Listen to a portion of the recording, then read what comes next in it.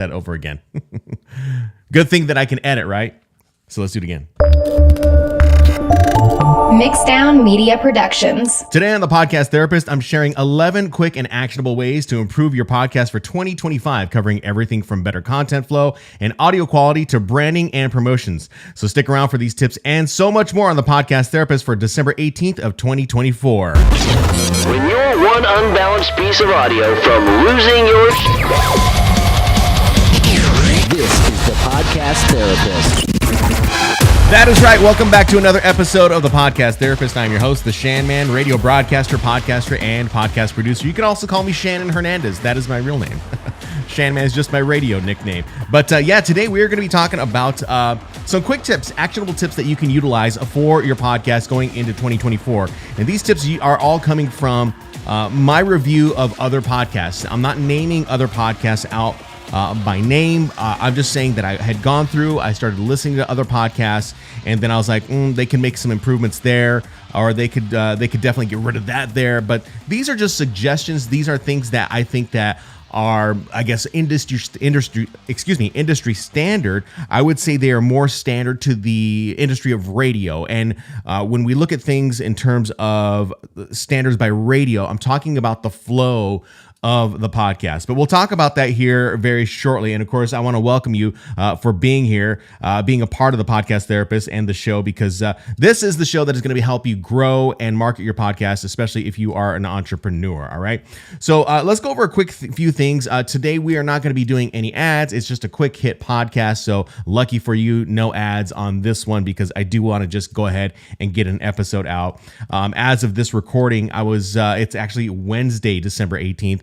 I was supposed to record yesterday on Tuesday, but over the last 6 days, I've had quite a bit of, a lot of events going on within my personal life. And it's nothing that is like personal, like health-wise for me or anything like that, but we're talking about my parents. And so that's really where I'm putting some of my effort and my time and trying to also kind of soft launch the Podcast Therapist as well. So I would hope that you would be able to give me a little bit of grace with that. I want to try to be as transparent as possible with you guys so that you understand that I do want to be dedicated to sharing information that will help you build and grow your podcast as a small business, as an entrepreneur and whatnot. All right. So I do apologize for that profusely that I was not here yesterday, but the podcast will still be released.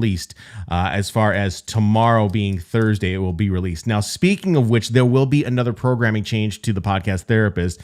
And this is all based on a YouTube live event that I was supposed to attend last Thursday, but as a result, I was not able to do so because I had to go out of town on an emergency to go see my parents. And so everything is fine, but I was not able to attend that event. I literally just about 20 minutes ago watched the YouTube live event, and I was like, I was mind blown. I was completely mind blown by this. And so I will do a podcast on this that will discuss all about it and what happened in that event.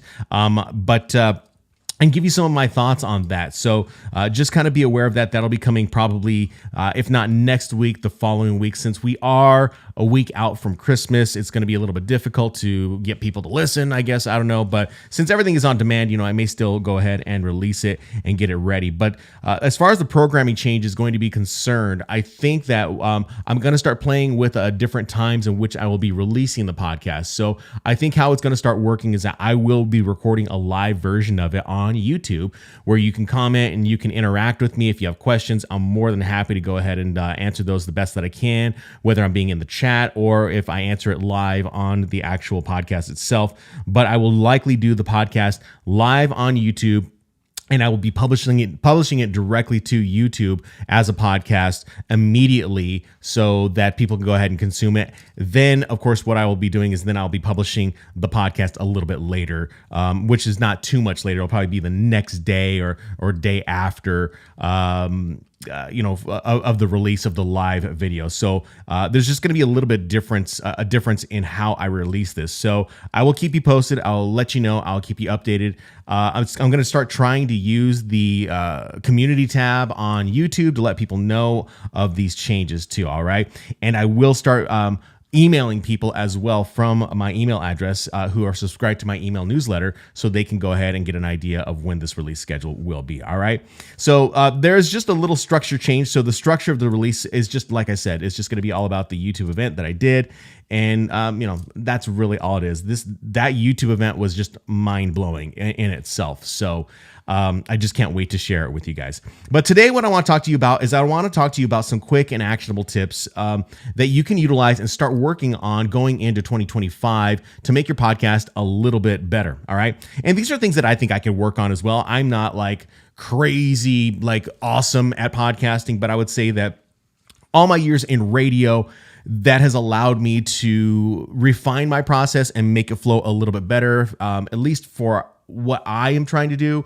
I think it makes it flow a little bit better from the perspective of organizing the content and delivering it the way in which I think is more logical, and it makes the listener not wait for something that is going to be coming next. So that's where I think that I kind of thrive a little bit. I'm not saying that I'm the expert, but I think it works best for me, and I think it will work best for the listener. Now, it may not work for you guys, and I am always open to feedback, but there is a specific purpose in how I structure my own podcast. So today's episode, we're going to talk about these quick ways and ways you can make things better. And this is all based on my consumption of podcasts, and it's not anything that I'm specifically subscribing to. It's just podcasts that I went ahead and I went into the Apple Podcast app and I started listening to just a podcast, and I started, I don't know, I don't like using the word critique, but I guess I did. I just started critiquing the podcast and like, I don't know, that could have been tighter, or I don't know, that call to action should have been this way instead of another way. And that's just kind of, those are my critiques. And these are just based off of my experience in radio. So today I'll talk to you about 4 different categories that we'll talk about. All right. We'll talk about pre-rolls and promotions. Then the second will be content structure and organization. And then we'll be talking about branding and consistency. And then we'll talk about audio quality and delivery. Nothing too heavy. We are in the process of, I guess, Christmas week, the week before Christmas. So we'll try to make it a little light for you guys. So as I was listening to these podcasts, I felt as though the content was great, but I felt as though the flow was a little bit different. And so I wasn't sure whether or not it worked or not. All I know, as a listener, it felt a little disconnected for me. All right. So as we start in on the first category here of pre-roll and promotions, I'm going to read to you what I've written down, and then I'll kind of elaborate on what I'm talking about. So the first point that I want to make is that if you're mentioning an offer in your pre-roll, you share the website briefly, but guide the listeners to check the show notes for all the details. So what happened when I was listening to a specific podcast was that this particular podcaster said they had a particular offer they wanted to give, and they gave the website address, but the slug, or the name of the web page that existed, was super long, and she had to spell it out. She spelled it out, and I was like, oh, that's kind of a lot. And nowhere in that mention did she say to check the show notes of this podcast episode. Now, in that episode that she did record, she did mention to check the show notes in the, for something else. But I think it's important as a podcaster that you're always providing frequency of what you are trying to promote. So just remember that you're trying to create some frequency. Remind them that there is something that is going to be in the description of a YouTube video or in the show notes part of the Apple Podcast app or Spotify. So if you're mentioning an offer in a pre-roll, share the website briefly, but guide the listener to the show notes, because there's no way they're going to be sitting at the computer. Now, maybe there are. I have listened to podcasts where people say, like, I listen specifically on the computer and then I'm able to type it into my web browser. But what you're trying to do with podcasting is you're trying to reach an audience where it's the barrier of entry is a lot easier for you. All right. It's a lot easier for the listener to go ahead and access. The second point that I have here is when you're promoting something, or when promoting something, always highlight the benefits first to hook your audience and then direct them to the show notes for more information. So in the pre-rolls that I had listened to, they had said, I have this thing offered. It's $9.97. And then they just kind of went on and started talking about something else. And I couldn't tell whether or not it was part of the promotion that they were talking about or whether or not it was part of the program. That I just couldn't tell. And then it wasn't until after I heard it, I realized that it was just this really long ad for their $9.97 product. So when you're promoting something, just highlight the benefits first. Think of it like an infomercial. When you listen to an infomercial, they highlight these benefits. This is what it's going to do. A Ginsu knife, or, it's going to cut steel. And at the same time, it's going to cut a tomato with the same sharpness and the blade and blah, blah, blah, blah. And it goes on and on and on, right?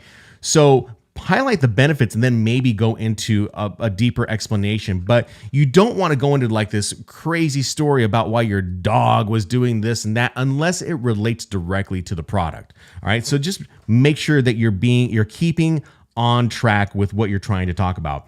Now, as far as pre-rolls are concerned and pre-roll promotions are concerned, make sure you keep your pre-roll promotions short and you're keeping them snappy. So if you're going to do a pre-roll offer, keep them under 30 seconds. That's what I recommend that you do. So if you're keeping them under 30 seconds and you're not doing something that is, 2 minutes long, in the case of what I listened to, I heard 6 minutes.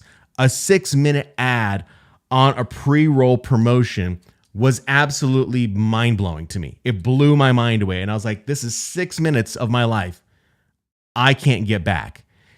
You have to remember that we all have short attention spans, and we will liberally use that fast forward button way more than we need to. And what you're trying to do is you're trying to keep that listener listening. If you want them to hear your promotion, make sure you keep those things real short. They can sacrifice 15 seconds to 30 seconds of their life if it's something that will be of interest to them. So keep your pre-roll promotion short, snappy, and aim for under 30 seconds. Anything over 2 minutes, it's just you're going to lose the listener and they're just going to fast forward through that content. So just that's a great reminder. And number 4 that I have here in pre-roll and promotions is that if you're running a promotion, don't limit that promotion to just one episode. Repeat it over across multiple episodes to ensure that your audience hears it and remembers it. So if you're going to be running a promotion for some product that is going to be about $9.97, about how to make the best pen, right. I don't know. I'm just coming up with some cheesy product idea, right? Make sure that you're mentioning in every episode, create a campaign strategy about that. It doesn't have to be something complicated. Just say that you're going to be mentioning that pre-roll in one episode, episode 1, 2, 3, 4. Make sure it runs the span of how long you want that campaign to be. So if you're going to end that sale in a month, well, you can release podcast episodes, at least 4 episodes in a month before that offer ends, right? So make sure that when you're running that promotion, you just don't limit it to one episode.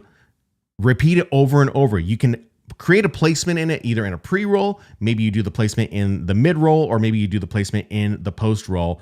But pre-roll, where you have them, where you can capture them, that's probably going to be the best way where you can go ahead and do that.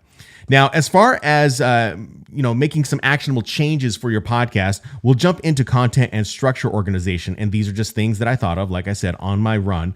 And so the next step would be, I would say, structure your content so that it flows naturally. So what we're talking about is that we have, what we're talking about is we have pre-rolls and then we have introductions, right? We have these pre-rolls, then introductions. But what I listened to in some of these podcasts that I was critiquing was that there was a pre-roll and then there was like this weird introduction. It was like, we're talking about this thing, and then they had the branded introduction, or they did the branded introduction, and then there was a weird introduction, and then they did like a double introduction. And so there's no need to really confuse this at all. So how you should do it, it should be a pre-roll, a branded introduction. So the branded introduction would be like what you hear at the beginning of this podcast.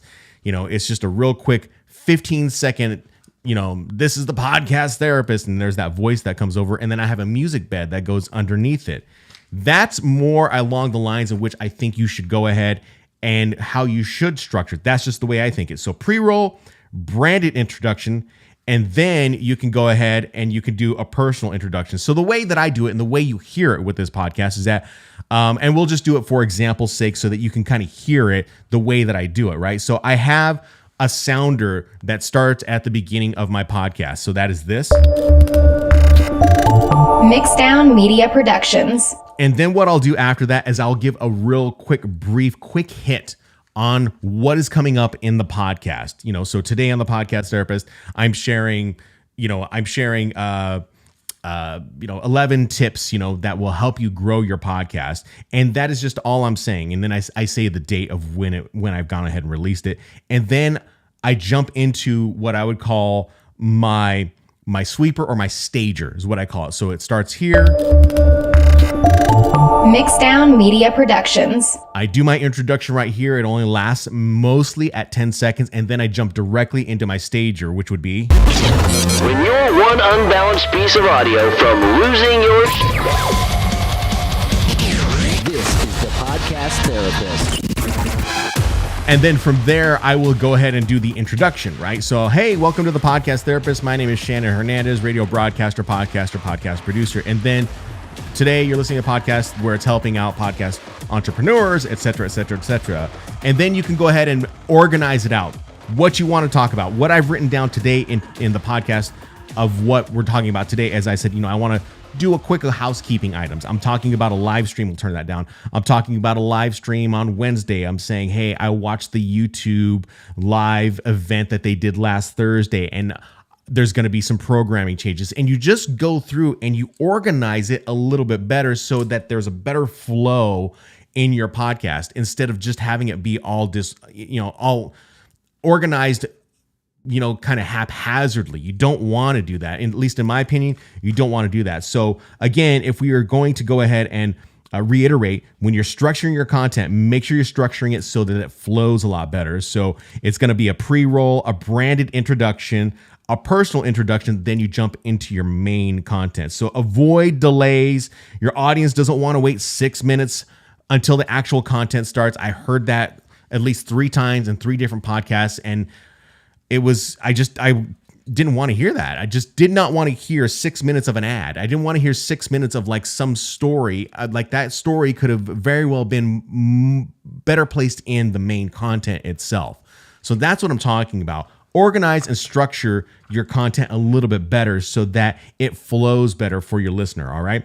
So number 6, underneath the content structure and organization, shorten your pre-recorded intros to keep things moving quickly and maintain listener interest. So like I said, you're going to say, today on the Podcast Therapist, I'm sharing 11 quick and actionable ways to improve your podcast for 2025. I actually could just end it right there. And just say, and then just start my stager itself. All right. So you can just end it right there. Number 7, improve the flow of your program with smooth and intentional segs between segments.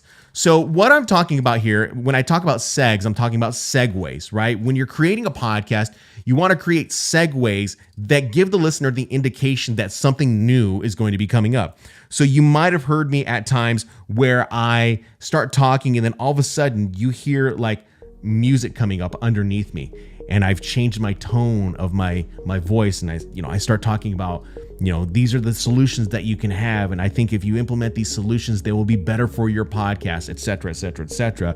And then I say, coming up next, I've got blank. I've got Dean D'Amelio, who's going to be talking about how he created his own podcast into a 6-figure income with the Gary and Dino show. That's all coming up next on the Podcast Therapist. Then what you would likely hear me do is, and this is why I love having the Rodecaster Pro 2, is that I can fade that music up, right? I can fade that music up, and that is the indication that we're going to go into a segment, or you're going to go into a commercial break. Not everyone has to go into a commercial break. They can just go into a segment, bring the person on through Ecamm, or maybe they're bringing them on through Zoom, or maybe you're editing the podcast manually and you need to just lay that in somewhere. And then what you're going to do is you're going to slowly fade that music back down. That's the way I would recommend that you do it. You fade it back down. You just don't like fade it out and then start the talking. You can start the fade down while you're talking, and then that's where you can just go ahead and hey Dean, how's it going? Hey, how you doing? What's going on? It's good to see you in the live stream today. I'm excited to talk to you about how you've monetized your podcast after 20 years, blah, blah, blah, blah. Oh, that's great. All the meanwhile, I can go ahead and slowly fade that out.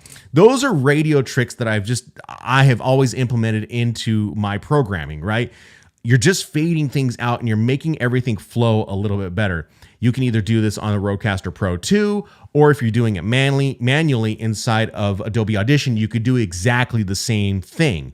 But it's all about maintaining consistency and making sure that the program flows a little easier, okay? So you don't want it to just be like, hey, Dean, what's going on? How's everything going with your podcast? It just sounds abrupt when you're turning the music down, right? So just make sure that you're trying to make it flow a little bit smoother in your programming, okay?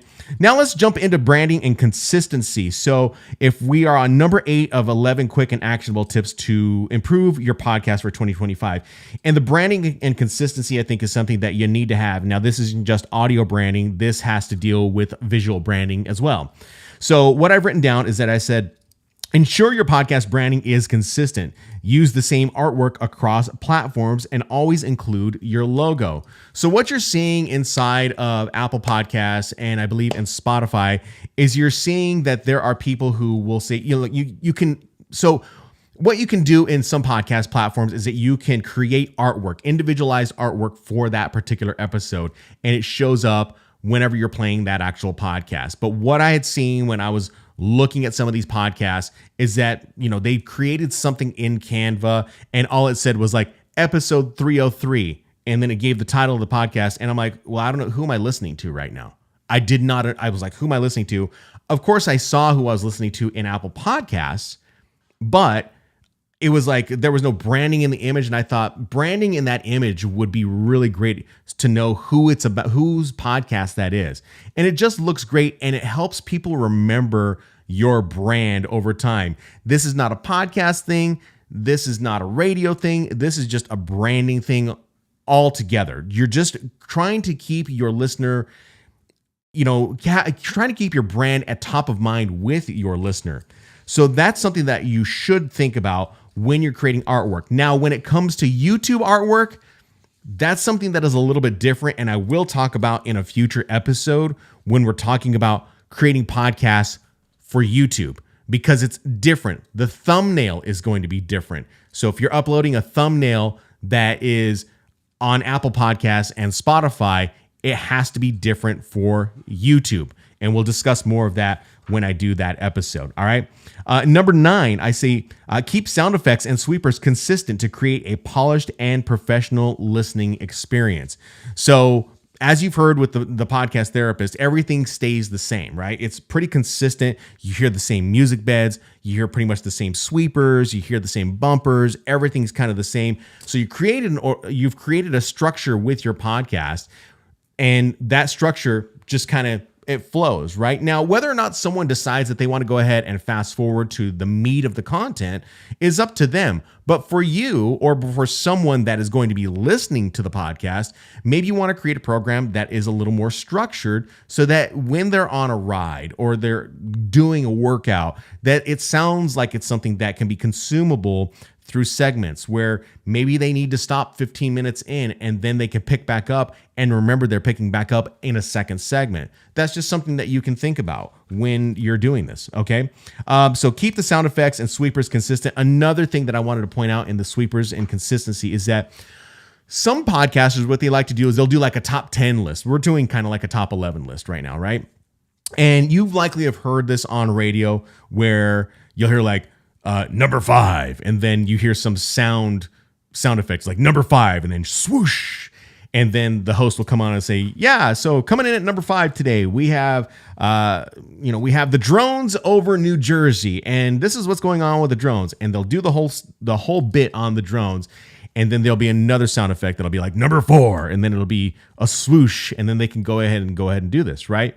What I've heard in podcasts that I have listened to over the past week is that podcasters, they'll create that swoosh, but it makes no sense. It's a swoosh, and then that's the only time you'll hear the swoosh. And it gives no indication of what type of segment it is. It gives no indication of what the swoosh is for. It's there. And that's at no fault of the podcaster because they just don't know. They don't know the programmatic placement of these sound effects inside of their program. So it's best to have an idea of what the sound effect will do and the reason why it's going to play. So in the circumstance of how we do it in radio is that we have a countdown of top 5 and it'll be like number 5 and then the swoosh and then there's usually music playing underneath and then the host is going to read what they're going to read about. Once they finish that point, you'll hear number 4 swoosh and then it'll still be music playing underneath and then they give that point and so on and so forth. So that's what we're talking about when we're talking about keeping sound effects and sweepers consistent over time. All right. So on the last point that I want to talk to you about, so we're on number 10. So we're almost done with this list. All right. Almost done with this list. So what we're going to do is we're going to talk about audio quality and delivery. Okay. So one of the things that let me read the point here. Okay. So number 10 is going to be boost your audio levels and normalize the loudness to meet platform standards and keep your podcast sounding clear and balanced. I have to add that there is a caveat to this. All right. Now, not all podcasters are going to be like me. Not all of them are going to create a podcast that's live and in the moment on YouTube. Not all of them are going to do that. I get it. I understand that 100%. All right. In my circumstance, in why I'm creating a podcast live on YouTube is that I can go ahead and basically kill, 2 birds with one stone. It's already done. It's ready to publish. It's ready to go ahead and put on YouTube. And all I have to do is worry about pulling the audio from my Rodecaster Pro 2 and then going and doing the editing on the back end for Apple Podcasts and Spotify. That's all it is, right? So it's a little bit different for YouTube, but I'm still providing quality audio on the opposite end, right? I'm providing quality audio for Apple Podcasts and Spotify. So when I'm talking about boosting your audio levels and normalizing the loudness to meet the platform standards, what I'm talking about is that if you do not have some type of normalization inside of your DAW, your digital audio workstation, whether that be Audition or Audacity, you really should, but you should be implementing that into your podcast. And what I'm talking about is that I listened to 2 podcasts. I listened to one podcast that had great audio. The decibel levels were perfect inside of this podcast. And I was like, perfect. I can turn it all the way up. And if it gets too loud, I can turn it down to the level in which it works for me. So I listened to that podcast. It sounded great. I was like, perfect. Went to the next podcast. The levels were so low, I had to crank the volume up all the way to barely even hear what I was listening to. And you're talking about that I was walking on the street, under a freeway and onto a path, and I still couldn't hear that podcast. So there are ways that you can do this. Inside of Adobe Audition, there's a match loudness feature that you can go ahead and use that match loudness. So if your guest is too low and your gain is too high on your microphone, it will match the loudness so that it is level across the entire audio. All right. So you could do that in Audition. I don't know about Audacity or even GarageBand, but that's just something to think about. When it comes to YouTube, different story. I have a Rodecaster Pro. I've leveled all of that out on the actual mixing board itself. So just kind of keep that in mind. All right. And let's go ahead and get into the last point here. The last point, number 11, always close your podcast with a reminder of where listeners can connect with you, your website, your social media, other platforms, show notes. Check the show notes for any of the resources that I had mentioned. So the podcast that I had listened to, they just ended. They did an interview. They talked to the person. The information was great. By all means, it was awesome. But I come from the school of thought is that you should always try to promote a little something. Don't overwhelm them, but you should always try to promote a little something to get their interest on, get them over onto your website, get them to subscribe to the podcast, get them to follow you on social media, get them to download a guide off your website. Find a call to action at the end of that podcast so that you can allow them to be a part of your universe. That's what I think is very important with the end of the podcast. If you just leave them hanging, then you're like, where do I go next? I don't like that. I don't prefer that. As an example, I have a coworker who he likes to end his show by giving some weird news tip, right? He'll give some weird news tip. Then what he does is he always gives a call to action.